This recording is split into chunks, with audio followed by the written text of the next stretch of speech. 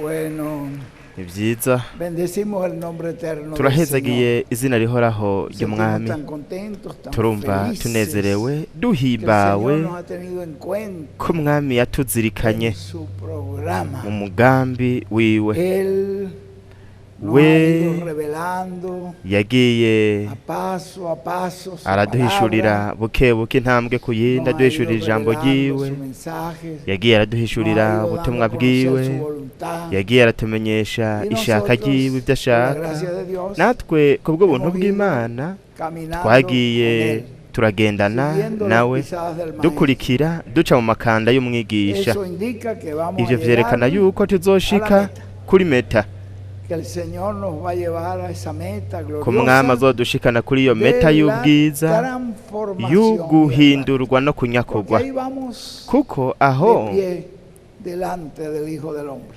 tuhagaze La imbere Biblia dice y'umwana w'umuntu kandi Bibiliya iravuga Son yuko bienaventurados, y el hahiriwe Señor Jesús dijo, kandi n'umwami Yesu yarabivuze aquellos que puedan permanecer de aravuga pie ngo harahiriwe delante abo del bashobora Hijo kuguma del bahagaze imbere y'umwana Gracias a w'umuntu Dios. Imana ishimwe Bienvenidos para todos los pastores murahawe que nos ikaze visitan. mwese abapasiteri mwatugendeye turiteze yuko kino gitondo kiba igitondo c'ubwiza budasanzwe abavukanyi bene wacu n'abashiki bacu batugendeye bari kumwe natwe Imana ibahezagire cane kandi cane murashobora kwicara bavukanyi kuri jewe n'umunezero n'akamwemwe gushobora kubana n'umugwi w'abizera abantu bizera abizera umugambi w'Imana abakiriye umwami ndetse no mu buryo buciye bugufi mu buryo buciye bugufi umwami araciye bugufi cyane aroroheje cyane mwitegereze namwe uyu munsi tuza kugira igikorane kidasanzwe nditeze yuko mpemu w'umwami nditeze ko uyu munsi yotubwira mu buryo bufoboye reka tuvuge mu buryo bufoboye akenshi umuntu ntabikora mwamuzi gituma nk'uko muvukanyi wacu Hosebe Nkamini Peresi yavuze kuko tudashaka yuko abantu bizera kubw'ibyo tubabwiye baba bizera badashitse icyo twipfuza ni uko abantu bokwizera nk'uko Hosebe Nkamini Peresi yavuze ni uko bokwizera babihawe no guhishurirwa babihawe n'ijambo atari uko umuntu yobasigurira cyane niyo mpamvu akenshi twebwe mu buryo buciye bugufi tubaha ibyanditswe tukababwira ibiriko biraba nk'uko ijambo ribivuga twisunze ijambo nuko tukarindira kugira ngo uw'Imana ashobore kwakira ashobore guhabwa n'Imana uguhishurirwa kw'ibiriko biraba reka duhere ngaha ndetse kandi ngaha turi kumwe n'umuvukanyi Josue Martinez ari kumwe natwe yaradufashije mu bibanza bitandukanye by'ibikorane yaraduherekeje muri Guatemala ndetse n'ahandi hantu mu yindi micungararo we araza kutubwira ikintu ni mwe ubutumwa nyene bwa Hosebe Nkamini Peresi nibyo canke urafise ni mwe ubutumwa nyene bw'umuvukanyi Hosebe Nkamini Peresi kandi ni nabyo nanje nyene nagomba kubasomera imbere yo kwakira Hosue imbere yo kumusigira umwanya turiteze ko aza gushobora kudufasha reka tuvuge dutuje kandi dufise ukwihangana nimusome rero kugira ngo mugire urufatiro mutahure ibyo tugiye kuvuga reka tuje mu bami ba kabiri nimuhandike muhazirikane reka tuje mu bami ba kabiri mu gice ca kabiri duhasome dusome umurongo wa 16 kugeza ku murongo wa 18. Nimuharondere kandi muce muhashira akamenyetso, no kugira ngo dutahure ico Imana iriko irakora uyu munsi, no kugira ngo ico kintu tukibone. Aje binezera kuberekesha ivyanditswe nk'uko Benji yavuze ati kugira abantu babibone kubw'ijambo. Ariko uyu munsi uyu munsi turaza gusa n'abavyaguye gato. Icanditswe kivuga kiti abo baravuze bati n'abana babiga ivy'ubuvugishwa. Reka tubwira igihe abana babiga ivy'ubuvugishwa. Reka duhere ku murongo wa 15. Maze bamwe b'i Yeriko biga ivy'ubuvugishwa baraharabana nawe, baravuga bati impwemu ya Eliya iri kuri Elisa. Nuko baraza baramusanganira, bakubita inkoro hasi imbere yiwe, baramubarira bati mwumve uko bamubwiye bati twebwe abasavyi bawe turi kumwe n'abantu b'inkomezi 50. Nuko turakwinginze rero reka bagende baje kurondera shobuja, kumbure mpwemu w'Uhoraho yoba yamuteruye akamuterera ku musozi muremure canke mu mwonga. Muravyumva? Bo bariko biyumvira ati mpwemu w'Imana yadugije umuvugishwa Eliya, kandi nivyo yari yamudugije amuterera ku musozi runaka canke mu mwonga runaka. Ati kumbure Eliya ashobora kugirira ikibazo ngaho, reka tugerageze tumurondere kugira ngo tumufashe. Nivyo ndibaza yuko iciyumviro cabo cari ciza, reka tumurondere kugira ngo turabe ko dushobora gufasha Eliya. Arashobora kuba ari mu kibazo hariya. Mbega niki Elisa yarababwiye atoya ntimubarungike, ntimurungike abo bantu kumurondera, ntimubikore, ntimukore ivyo.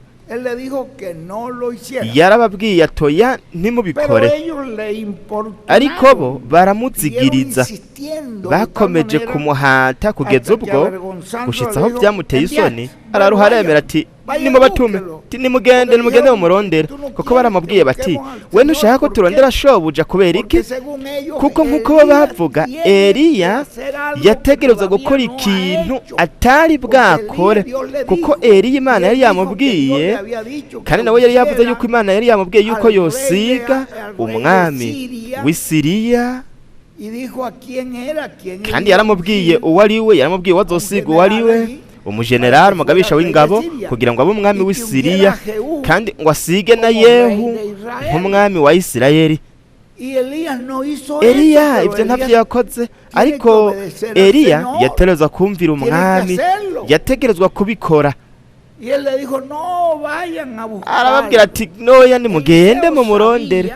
Elisa yarazi yuko ivyo Eliya atari yakoze, nubwo ryari itegeko ryavuye ku Mana, ari Imana yari yamubwiye ko yokora ivyo. Elisa yarazi yuko ubukozi bwari buri muri we aribwo buzokora ivyo. Muravyumva?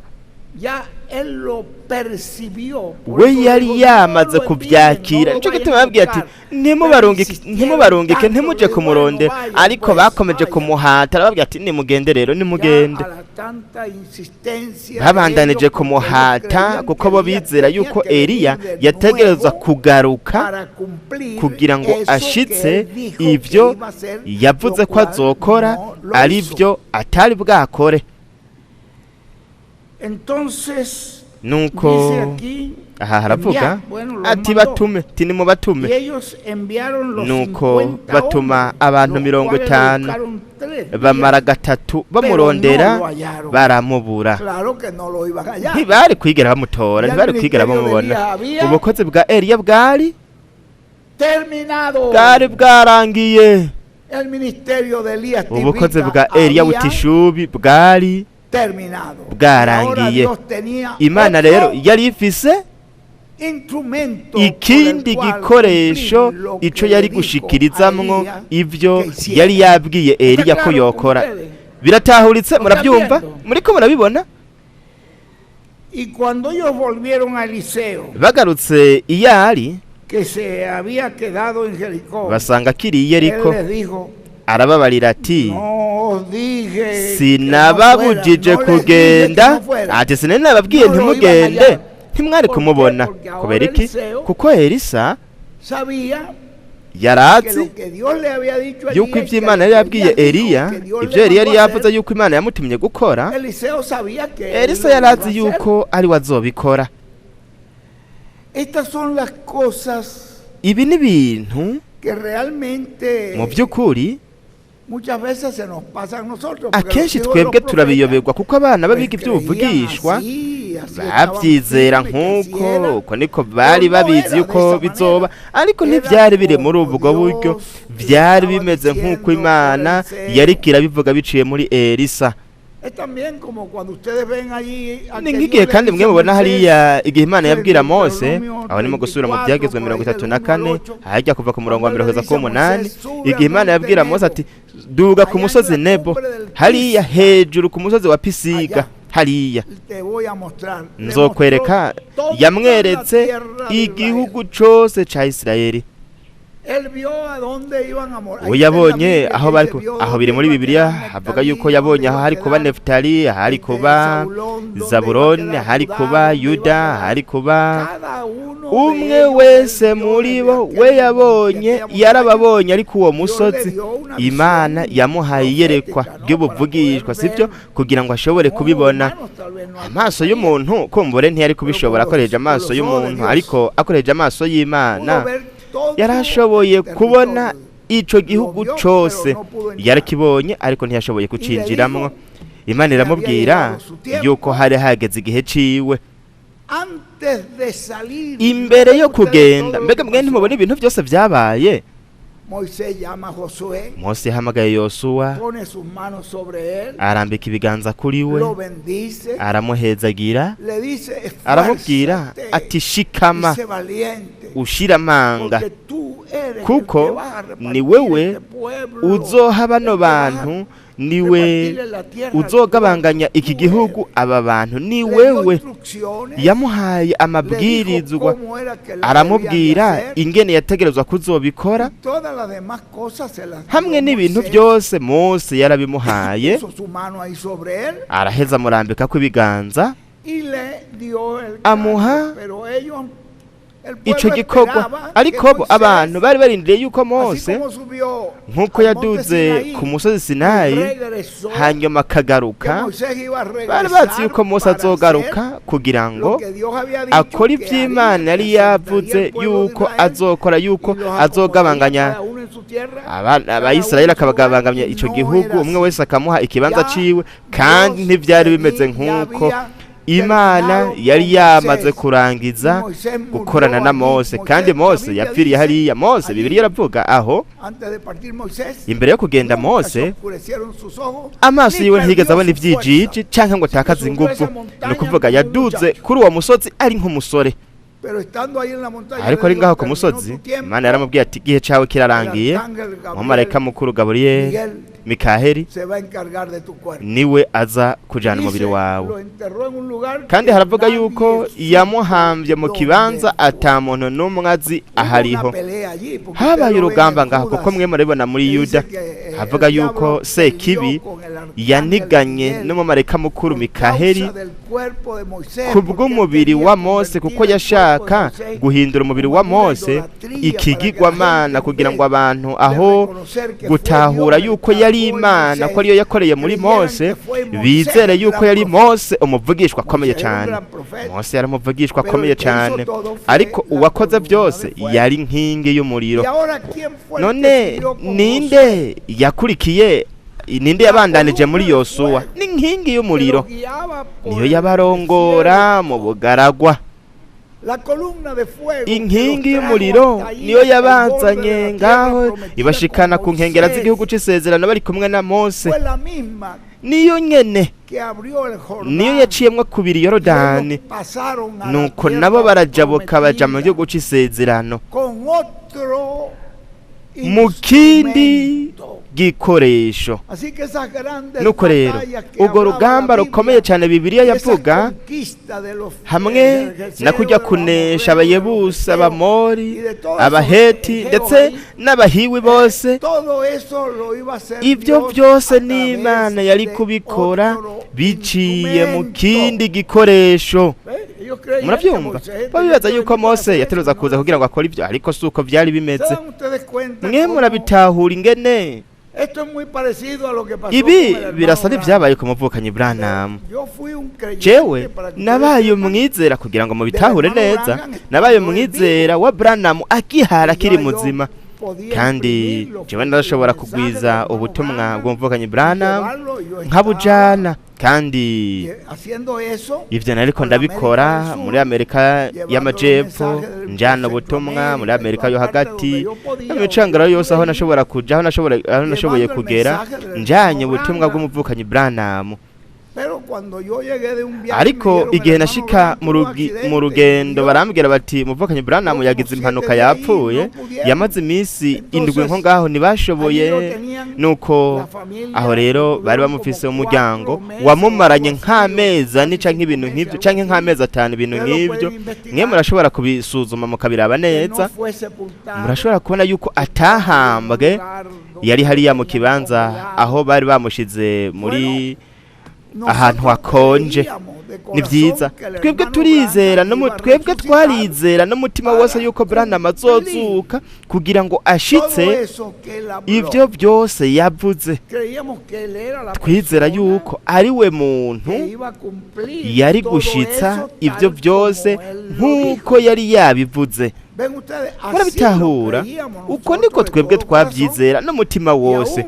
Ndetse n'igihe twabwirwa hanyuma y'amezi 3 canke 4 Branham ari ngaho mw'ico kibanza barindiriye, igihe bari bagiye kumuhamba, hariho abapasiteri bamwe muri Venezuela bagiye, kuko jewe sinagize itike yo kuja hariya, ariko hari umupasiteri yari yarose itike aragenda.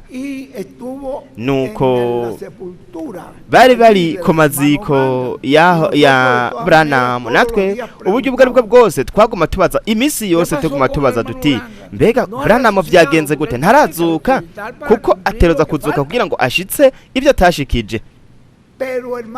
Ariko bavukanye ntivyari biruko, ubwo sibwo bwari buryo bizokogwamwo. Imana yari ifise ikindi gikoresho, ubundi mugambi. Murabe, ngiye kubaha akarorero. Igihe umuvukanyi William hamwe nanje, igihe twaja muri Phoenix, hanyuma umuvukanyi William acashira mu binyamakuru ubutumwa azovugira hariya muri Phoenix, ko bwari ibanga ry'imituragaro-ndwi yo mu byahishuwe. Ubwo butumwa yabuvugiye muri Phoenix, yabushize ku wa mbere, kuko yavuze ati ntidushaka guhungabanya amashengero akoranira hamwe ko w'Imana, ati Migere ntidushaka kubahungabanya, tubabuze yuko batakaza ibikorane byabo kugira ngo babane natwe. Aca bivuga mu binyamakuru, abivuga ku iradiyo, atanga amatangazo, abishira mu bibanza byari byo byose. Aho rero niho twari turi. Nuko rero reka tugendere umupasiteri, umuntu akunzwe cyane, umuntu adasanzwe, umuntu akomeye cyane w'Imana. Abantu bose bari bazi yuko ari umushumba akomeye cyane w'Imana, umuvukanyi Bernabe. Twagiye kumugendera, tuvuga ati reka tumutumire kugira ngo azoba ari ngaho. Uwo muvukanyi Bernabe yari yabonye mu kinyamakuru, kandi yari afite ico kinyamakuru ahavuga yo kumuvukanyi William yamutumiye kugira ngo azovuga ubutumwa kwibanga ry'imituragaro-ndwi. Uwo muvukanyi yaragiye imbere, umuntu azi cyane, yarazi cyane ubutumwa bwa Branham,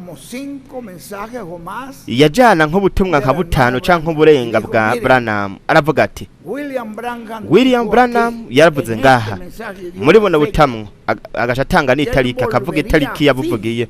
yuko azogaruka ngaha muri Cuando él Phoenix vuelva a Phoenix, kandi niyagaruka muri vendrá para Phoenix predicar azoza kugira ngo los avuge 7 truenos del imituragaro ndwiye mu byahishuriye Y Yohana miren lo que nos dice, kandi de nimurabe nuevo lo repite agaca en yongera este otro akabisubiramwo mensaje que muri ubu bundi butumwa yavuze en tal lugar. mu kibanza Y lo leyó runaka akabisoma 3, 4. En este inshuro otro zitatu zine mensaje muri ubu también bundi butumwa nabwo nyene yarabivuze yuko igihe azogaruka muri Phoenix yuko azoza kugira ngo avuge ubutumwa ku mituragaro ndwiye mu byahishuriye Yohana nuko rero buri wundi wese yoza navumwe el que pueda venir umuntu a yoshobora predicar su kuza pueblo, porque kuvuga kuri ino William mituragaro Branham kuko tiene William que Branham resucitar ategerezwa y kuzuka predicar eso, nuko tal como avuge dijo ubwo butumwa nk'uko el yabivuze hermano William, mvukanye William que habíamos pedido twari una twasavye entrevista con el pastor yuko y twoyaga no había twogira sido kiyago negada. n'umupasiteri kandi yari yatwankiye yari ngaho rero mu gikorane twari turi ngaho turindire yuko igikorane kirangira kugira ngo avuge ariko igihe yumva ibyo yarambwiye ati Miguel Vámonos de aquí. twigire tuve hano Techo se puede tano mabati arashobora gukoroka puede pasar un desastre. harashobora kuba kaga ngaha Vámonos, Miguel. ti twigire Miguel sohoka niwihute Ven ustedes, un gran murabyumva hombre, un umuntu siervo akomeye de cyane Dios, un umushumba hombre muy w'Imana importante, umuntu hasta ngirakamaro que cyane la presencia del Señor. ndetse umuntu Pero ven ustedes, wamenga arafise ukugaragara k'umwami wamenga ari mu kugaragara k'umwami ariko mwitegereze yararindiriye yuko Branham azozuka según dijo él allí, nkuko we yabivuze ngaho para que predicara eso kugira tal ngo como él avuge había ubwo dicho. butumwa nk'uko Cualquier yari otro que lo yabivuze haga, ati buri muntu wese se dan wundi cuenta yabikora ustedes cómo murabitahura uno, ingene gente umuntu sincera, nubwo gente yoba ari umuntu aciye buena, bugufi umuntu gente mwiza de buen corazón, umuntu afise pero umutima con todo mwiza y eso, ariko hamwe n'ibyo byose cuando no hemos visto el programa de Dios, mu gihe tutabonye umugambi w'Imana yuko iyo Imana irangije gukoresha igikoresho Branham ntiyategerezwa kugaruka kubera iki Benji yarabivuze hariya jewe ngiye kubibasomera mwabona butumwa mwebwe mwumvise ubu bwo bw'itariki zitandatu z'ukwindwi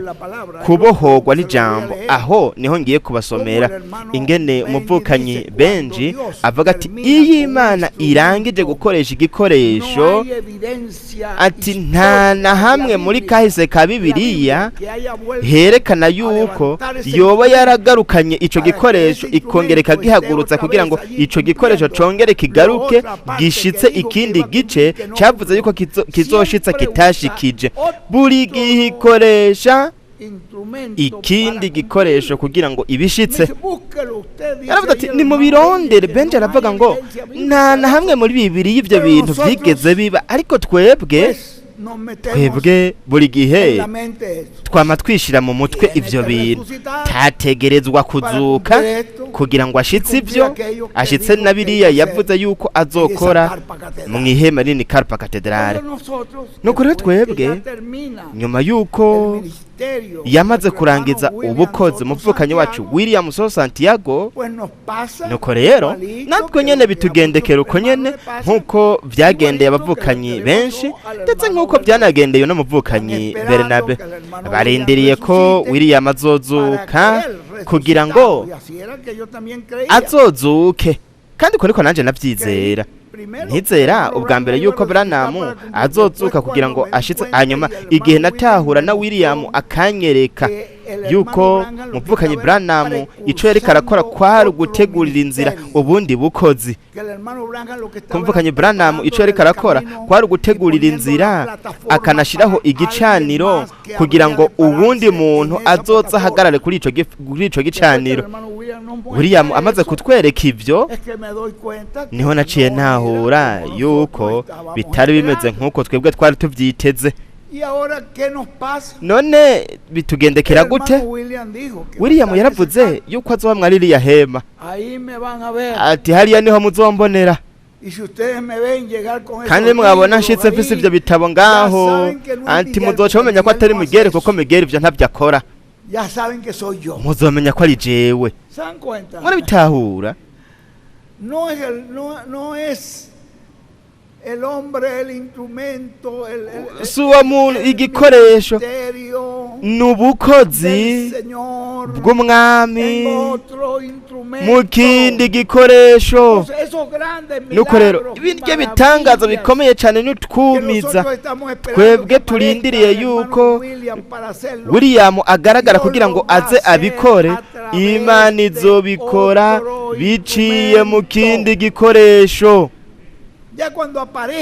kandi niyo yagaragara mvukanyi William azananye n'abariya bera bose bo mu bihendwi by'ishengero, kuko hariho ubutumwa kumbure naba narabusomye ni ubwa Branham, aho Branham yavuze ku bantu b'iburengerazuba bari bafise uruhongore rw'ibikoko byari biriko ikidodo kimwe cyose caba kiri ku rudome, barashira kurwo rudome kandi yari imigwindugwe, ariko hanyuma hagaragaye umwe yari umutware, umushefu w'iyo migwi yose.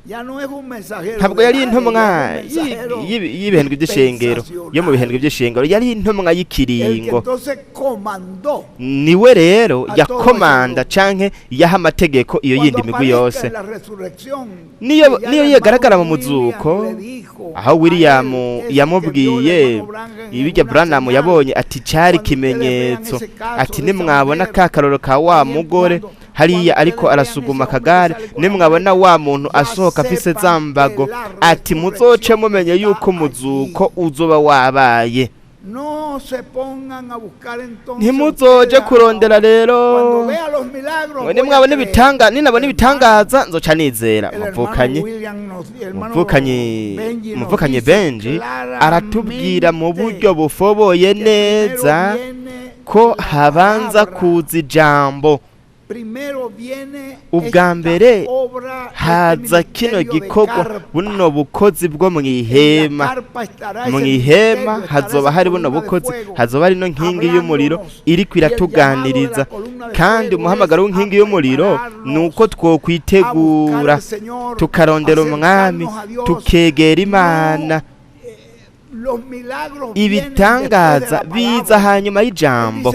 Yaravuze ati ibitangaza ntibiza hanyuma ngo haze ijambo, oya, ibitangaza biza kwiherezo. Ariko wewe nambe urindiriye ivyo bitangaza ukavuga uti yaravuze ngo nta gihe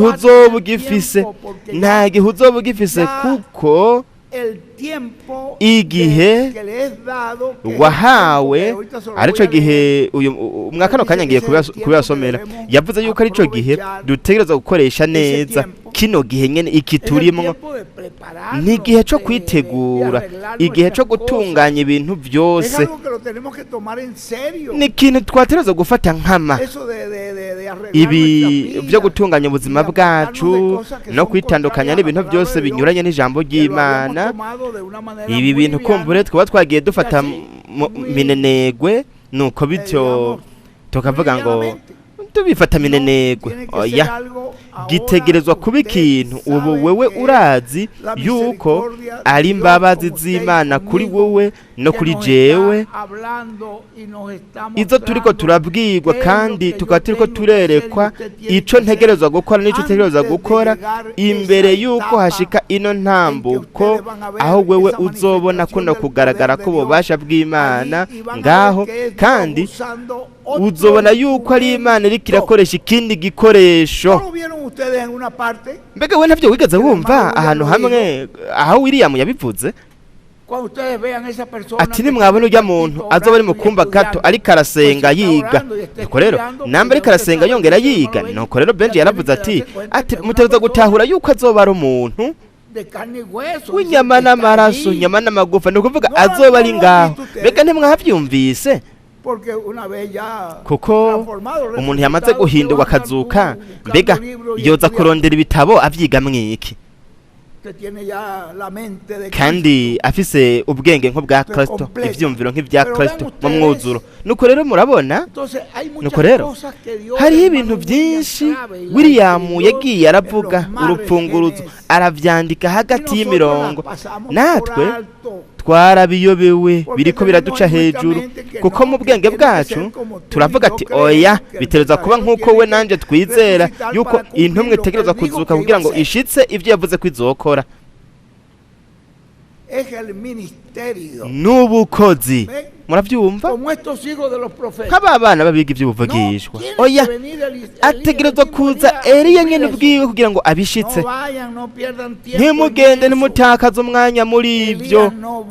Eliya ntazogaruka hano.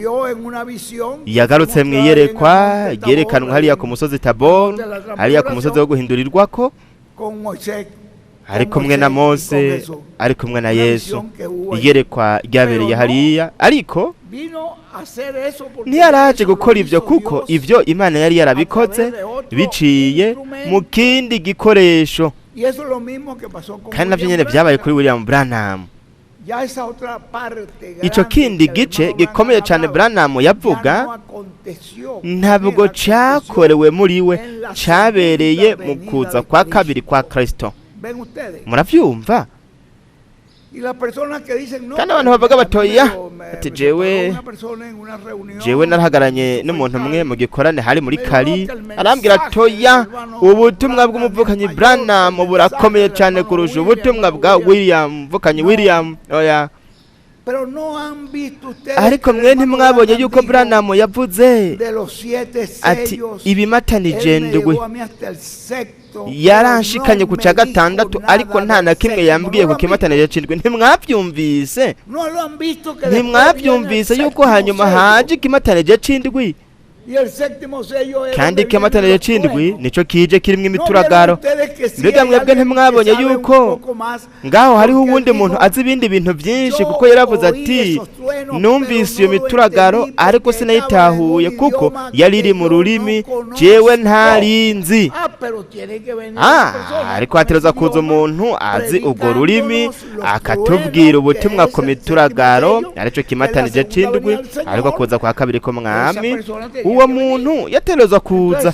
Nuko rero nibyo hariho umuntu yari kuba afise ubwo bumenyi ubutashoboye guhabwa Branham kuko ntivyari ivyiwe. Nuko rero mwitegereze no kugira ngo mutahure ibi turabibwirwa, ndiko ndabisubiramwo hano kuko narabisomye muri buno butumwa umuvukanye wacu Jose Benjamin Perez. Ni vyiza ngaha muri kano gace ngiye kubasomera agace gato kugira ngo sinde basomere vyinshi kuko birakomeye cyane bye tubwiye ngaha. Ndiko soma mu butumwa kubohorwa n'ijambo rivuzwe ku rupapuro rw'indwi kw'iherezo. Mutegerezwa kurondera mu vyanditswe kandi mutegerezwa kuraba nimba Imana hariho igihe na kimwe mu gihe yo yaba yajanye intumwa yayo, nimba yaragarutse ikagarukana ya ntumwa nyene ngo ishitse amasezerano ifise muri ico gihe. Amasezerano atari bwashitswe, nuko ngo biciye muri iyo ntumwa nyene, muri uwo mubiri w'inyama nyene, ivuge kandi itegura abantu kugira ngo bakire ayo masezerano. Nta gihe na kimwe vyigeze biba muri kahise ka Bibiri y'Imana yigeze gukora ivyo. Mbega mwebwe ntimwabibonye ngo Imana yongera igarukanye ca gikoresho nyene? Murabitahura? Kugira ngo ishitse ivyo yaravuze ngo nta n'igihe na kimwe Imana ntiyigeze ibikora, kandi n'ubu naho nyene ntavyizokora. Yaramaze kurangiza igikorwa, ikindi gikorwa kwazoza avuye mu buringane bwa gatandatu ari kumwe nabo bose, nkuko ngaho Branham yabivuze ati abo bungere umwe wese yaza ari kumwe n'umugwi wiwe, umwe wese yarafise ikidodo izina ngaho agaheza agashira kuri ibyo bitungwa ngaho muri urwo ruhongore, muri izo mpongore bashirako ico kidomesho bakoresheje ivyuma. Yavuze ngo umwe wese yaje ari kumwe n'umugwi wiwe, ariko ngaho haje harimwo n'umukomanda, haje harimwo n'umutware, haje hari intumwa y'ikiringo mu marayika aratandukanye n'abandi.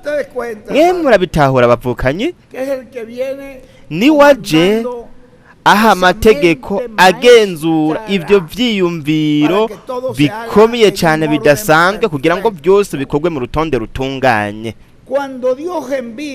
Iyo Imana irungitse intumwa ikamurungika ifise ubukozi, nuko igashitsa igikorwa gihwanye n'iyo ntumwa muri buri gihe canke muri buri kiringo, Imana ikayijana, hanyuma ikazorungika kandi impwemu y'ubukozi yari iri muri iyo ntumwa. Izorungika iki? Izorungika impwemu y'ubukozi. Haravuga ngo irungika iyo mpwemu y'ubukozi, ariko mu wundi mubiri w'inyama. Murabifise ngaho, muriko murabisoma, murabona? Ndi ku rupapuro rw'umunani. Mu wundi mubiri w'inyama, buri gihe yamye bikora uko. Mbega mwibaza yuko izoca ihindura muri ino ncuro? Oya, ntishobora guhindura.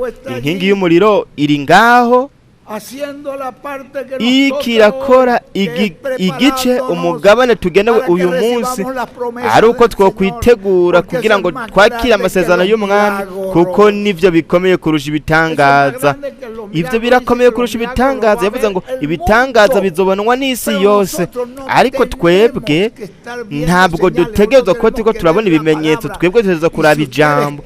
Kandi wewe ni wirinde ukijajara iri jambo uyu munsi turiko turazanirwa ritubwira uko kwitegura kugira ngo utegure ubuzima bwawe, ukarifata minenegwe, ugashira ku ruhande. Uzobona ku iherezo ry'inzira yuko watakaje umwanya. Ese Imana yadufasha, kuko ibi bintu birakomeye cyane.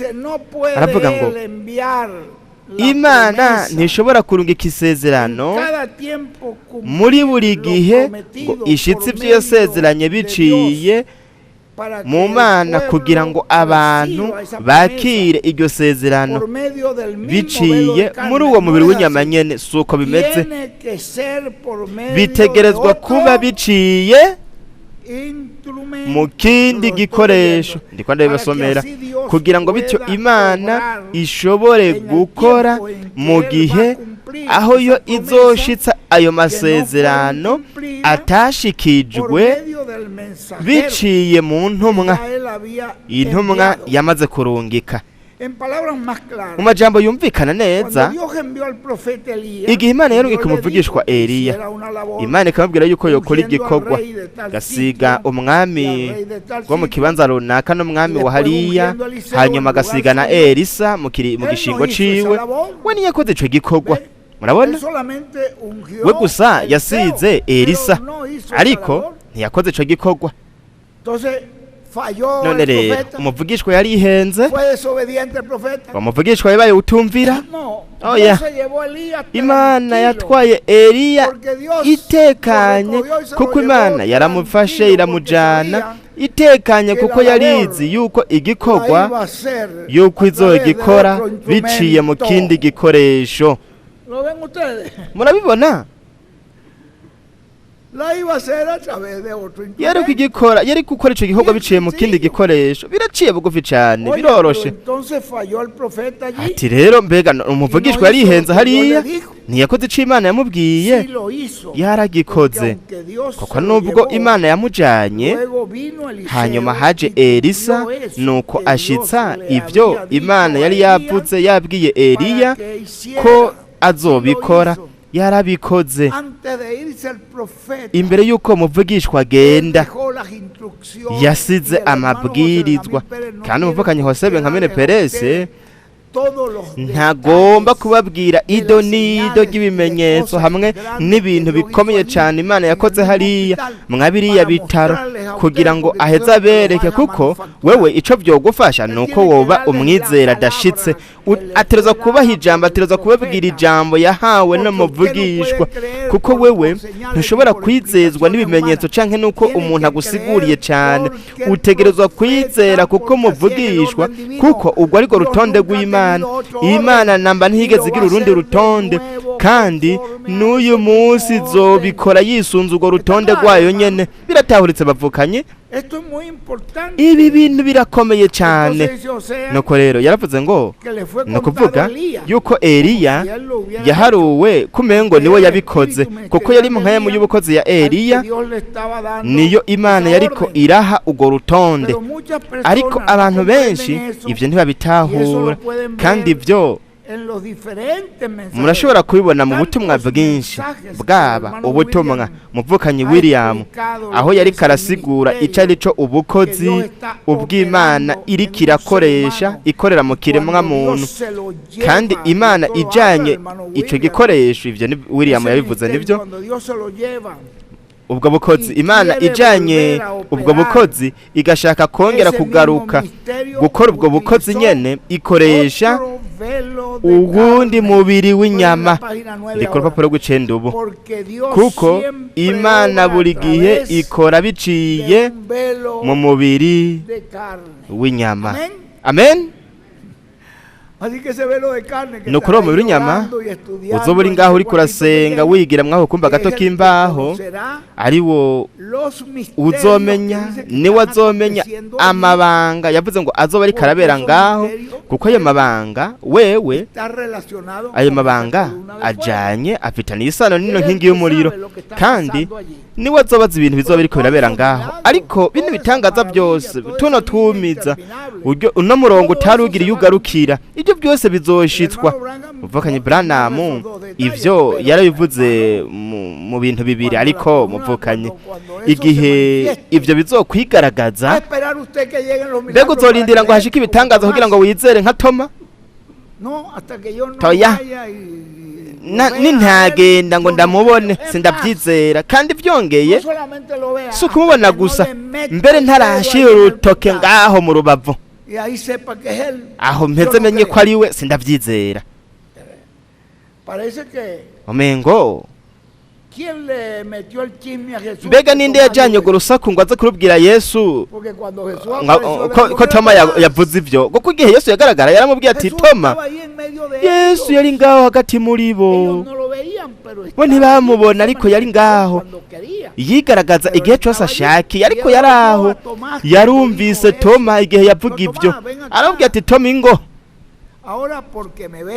ati rero kubera umbonye uciye wizera, nuko ati shira urutoke rwawe ngaha mu rubavu, mwami wanje mana yanje. Aramubwira ati harahiriwe abizera batarinze kubona, kubwo kumva gusa ijambo. Ariko abantu benshi bararindiriye kubona kugira ngo bizere, kuko byongeye hariho batoma hagati muri twebwe. Ariko twebwe dutegerezwa kwizera kubw'ijambo. Hariho ibintu byinshi jewe mu by'ukuri nsawa, ngiye gusimbira hano. Reka ndabasomere kano gace gatoyi kari ku rupapuro, urupapuro rwa 15. Aha nko hagati na hagati, aha kuri paragraphe canke agace kagira kabiri. Ariko mwongere munoganza bino bintu, kuko n'ubu turacafise kino gihe, kandi amahemu yera ariko arababwira yuko mwokoresha kino gihe neza. Kino gihe Imana yadusigiye, mbega ninde ariko arabitubwira? Ni mpemu yera niwe atubwira. Aravuze ngo mwongere mu noganza bino bintu, nibyo ni kubw'urukundo. nico gituma twongera tukabinoganza tukababwira ati bavukanyi mpwemu yera ariko arababwira yuko mwokoresha neza kino gihe Imana yaduhaye yadusigiye ni gihe aho dutegerezwa kuraba hirya y'igihuzu gikinze tukaraba ahera hacane h'ingoro yo mu buryo bw'impwemu ya Kristo aho Imana iriko iraduhera ino manu ariyo irimwo ukwizera ko kunyakugwa ukwizera ko kunyakugwa bene data bavukanye kuri hehe kuri mu gukwegwa kwa gatatu kandi gukwegwa kwa gatatu twarabwiwe yuko kuzoshikirizwa hehe mu gice kihe ni mwiyerekwa gihema nini Karpa Katedrale nuko rero mutegereza gutahura yuko hazoba ihema nini Karpa Katedrale kandi muvukanye Branham yarabonye yuko ijya nkingi y'umuriro yamanutse mu ihema nini Karpa Katedrale muzategereza gutahura yuko ngaho hategereza kuba hari ubukozi muri aka kanya buriko buradutegura butuganiriza bukora witegure ati kora ibi n'ibi n'ibi ngomba kugufasha ngomba kukurokora ngomba kukubohora ngomba kuguhezagira murabitahura n'umwami ukwizera ko kunyakugwa kuri mu gukwa kwa gatatu twarabwiwe yuko kuzoshikirizwa mwiyerekwa gihema nini Karpa Katedrale mwihema hazoba hariko haravugirwa izi nyigisho sahandi hantu ariko ni mwihema ibi niko ndababwira jewe ibi byavugiwe mu ihema murabitahura jewe ndiko ndabasomera kuko ndavyizera uko nyene muri iryo hema hazoba hari izo nyigisho sahandi hantu ariko buzuba ari ubukozi bwo mu ihema kubw'ivyo rero bino bintu byose bino donido ndizera yuko Imana yaduhaye byinshi kandi iriko iranaduhishurira ibintu byinshi kugira ngo ntibiduce hejuru byigendera ntituyobegwe agaciro kino ntambuko turi mu ntambuko intambuko y'iki yo kwitegura ni intambuko ikomeye cyane kugira ngo ntituyobegwe agaciro kino ntambuko ariyo igenda mu muvuduko wihuta cyane kugeza ubwo umwanya wari wo wose tuzova muri buno buringanire no kuvuga yuko ino ntambuko izo tujana ino ntambuko iratwinjiza munyihanganire ino ntambuko iratwinjiza neza mu bihe bidashira nico gituma dutegerezwa kuyibyaza umusaruro papuro rwa 15 murabe bavukanye ni byiza nkomeje gusoma ibintu byose mbona ngaha nagiye ndabica kwa karongo bavukanye kuko birakomeye cyane ese twobibika mu mitima yacu ngiye kubasomera kano gace hanyuma ya kano gace turaheza tuce twakira muvukanyi wacu ubona yuko ari kumwe natwe umuvukanyi Josue Martinez ariwe yadufashije inshuro nyinshi muri bino bikorane nk'uyu munsi nivyo ivyo yagiye arabamwo ariko we yarize buno butumwa bwa William jewe ubwo mfise ngaha mu mareti canke mu sakoshi n'ubutumwa bwa William nibwo mfise buno butumwa bwose nagenda soma amashengero muri buri gikorane twagize ubutumwa ngaha nk'igihe c'inyongera nabusomye mu rushengero runaka kuburaho ikibuye kugira ngo ushobore kubona ubwiza bw'Imana nabusomye mu rundi rushengero murabona igihe cyo kwitegurira guhindurwa lo fui leyendo uko niko en cada lugar. nagiye ndabusoma ahantu hose ndabasomera ubutumwa butandukanye, ariko ni bwa butumwa nyene bwa marayika, ni bwa butumwa nyene.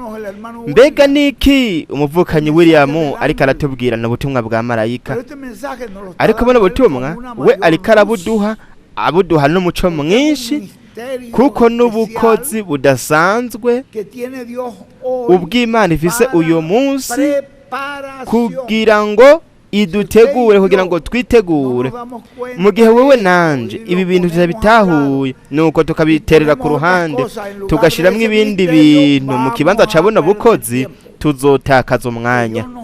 Ese Imana yodufasha, kuko twese turashaka guhindurwa no kunyakurwa.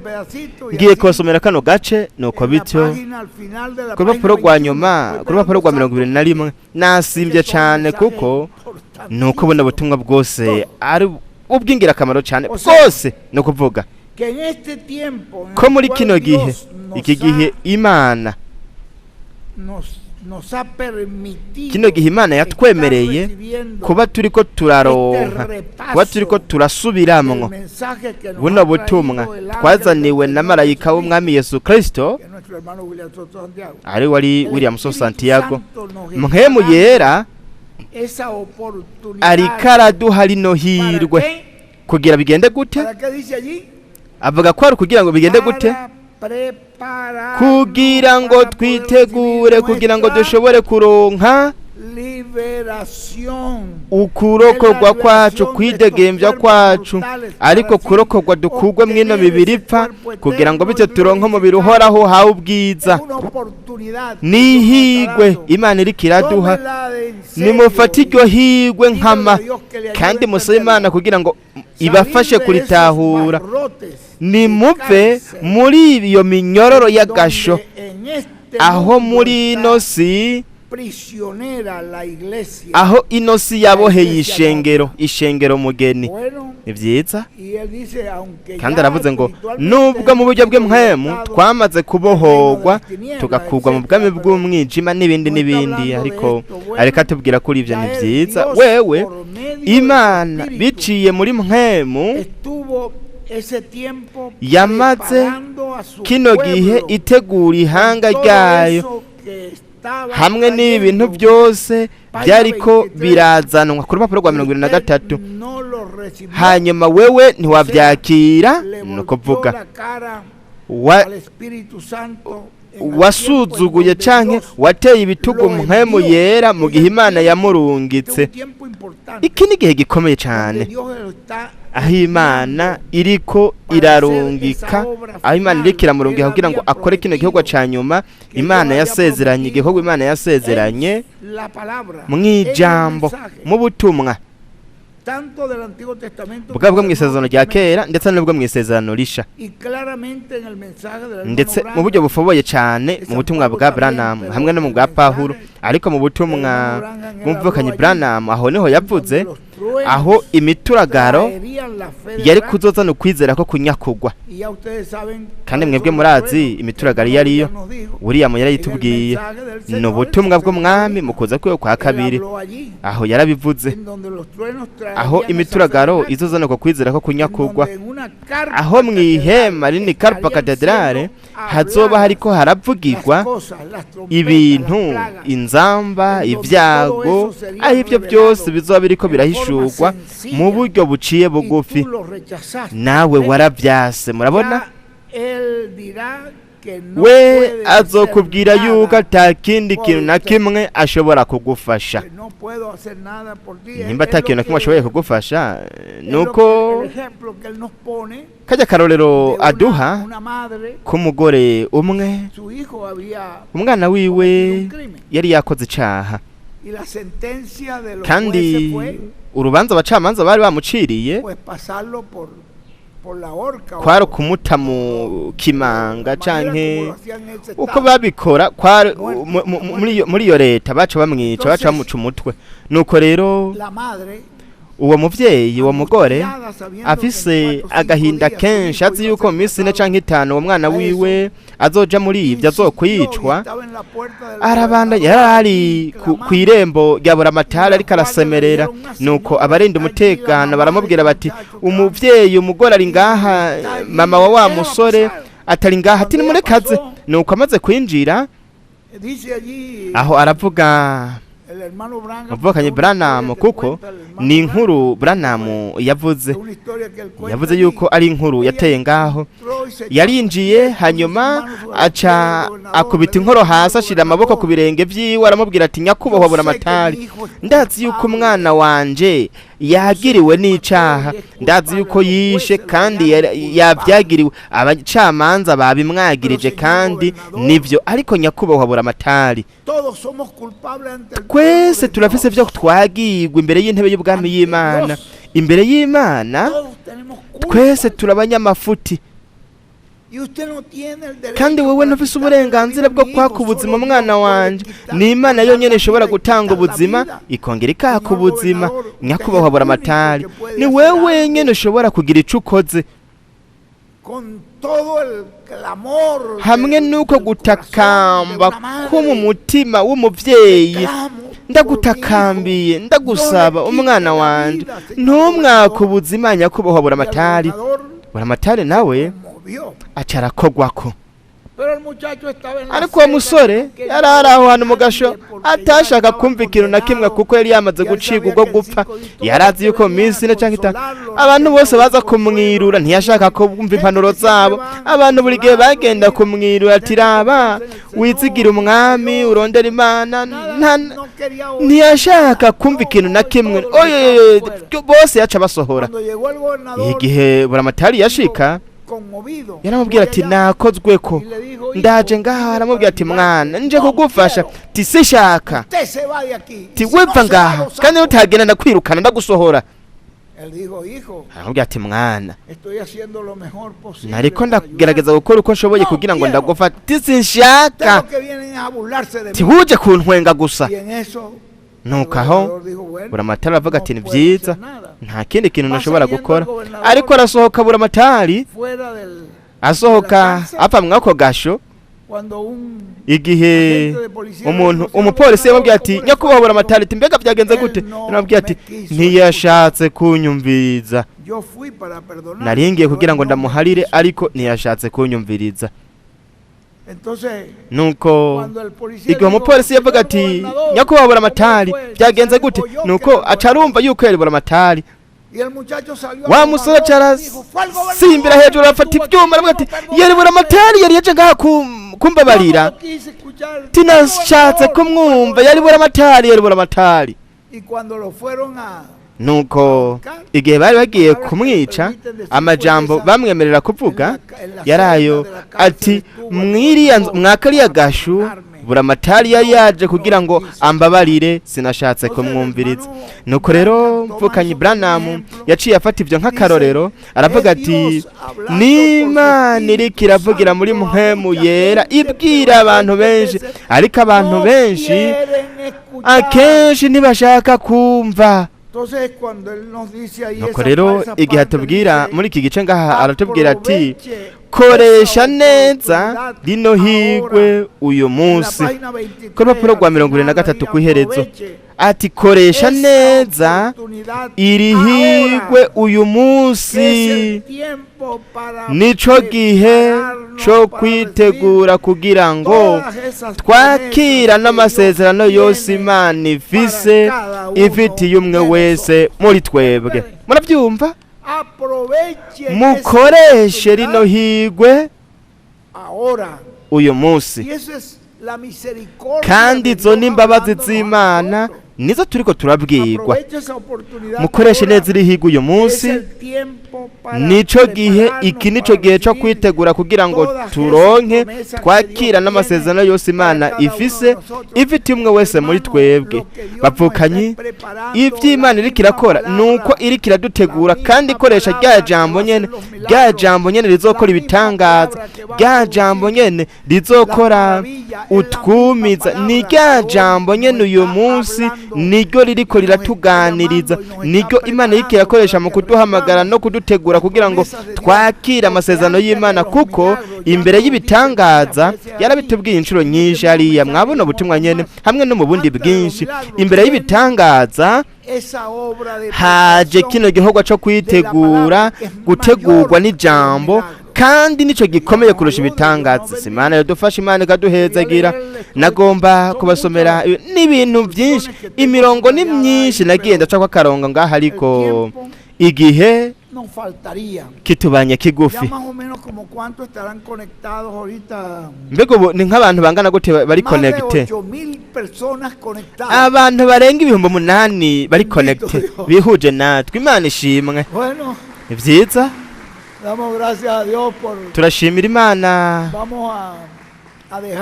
Reka twakira akajambo k'umuvukanyi wacu, ubona ko yatugendeye muvukanyi Josue Martinez, yagiye aradufasha inshuro nyinshi muri bino biyago nk'ibi. Reka rero tumwakire. Mbega ni hehe mikrofone? Hariya mu kibanza hariya hejuru, nivyo hariya hejuru. Mbega iyo mikrofone iravuga neza? Urakoze cyane.